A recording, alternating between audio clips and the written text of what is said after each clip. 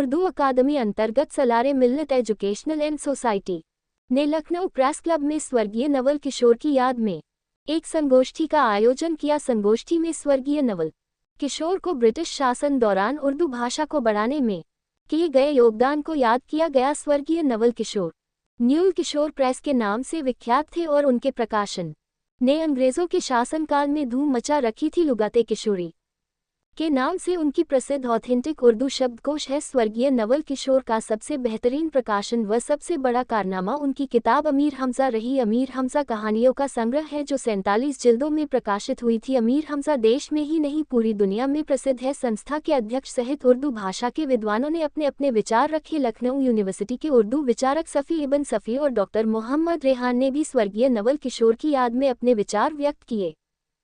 आज जो ये संगोष्ठी की गई है प्रेस क्लब में, वो किस विषय पर आधारित है? ये मुंशी नवल किशोर जी जो एक पब्लिशर हुआ करते थे,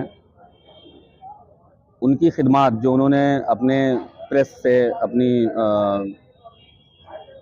उससे जो किताबें शाये की हैं, और ख़ास तौर से उर्दू खत्ताती जो एक लिखावट का तरीक़ा होता है, वो एक अलग तरीक़ा होता है लिखने का, उस पर जो काम किया है उससे ये उसी के ताल्लुक से यहाँ पर जो है एक सेमिनार किया गया है उत्तर प्रदेश उर्दू एकेडमी के ताउन से जी। तो ये नवल किशोर जी ने लगभग कितनी उर्दू की पुस्तकें लिखी हैं?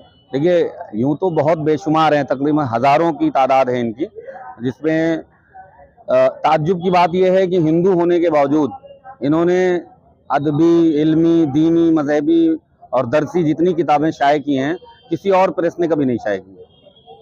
तो ये नवल किशोर जी जो थे, इनकी अपनी प्रेस लगी थी, इनको लगभग ये कितने वर्षों पूर्व की बात है, अंग्रेजों के पीरियड की बात है या? जी, ये गालिब के बहुत अच्छे दोस्त थे, गालिब इनके अच्छे दोस्त हुआ करते थे, और ये उसी ज़माने की बात है। अब ये नवल किशोर पब्लिशर ये बंद हो चुका है, लेकिन इसने एशिया का सबसे बड़ा ये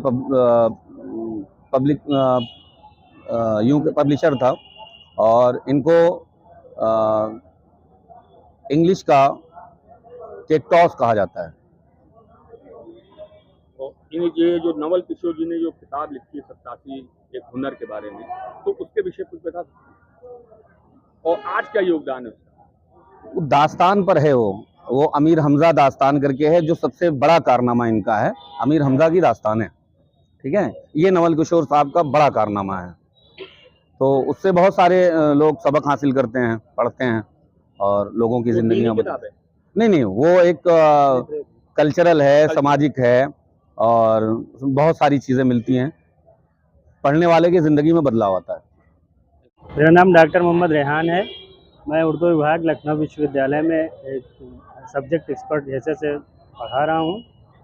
ये जो सेमिनार है आज, ये उर्दू एकेडमी और सालारी मिल्लत सोसाइटी की तरफ से दोनों के माली ताउन से किया जा रहा है।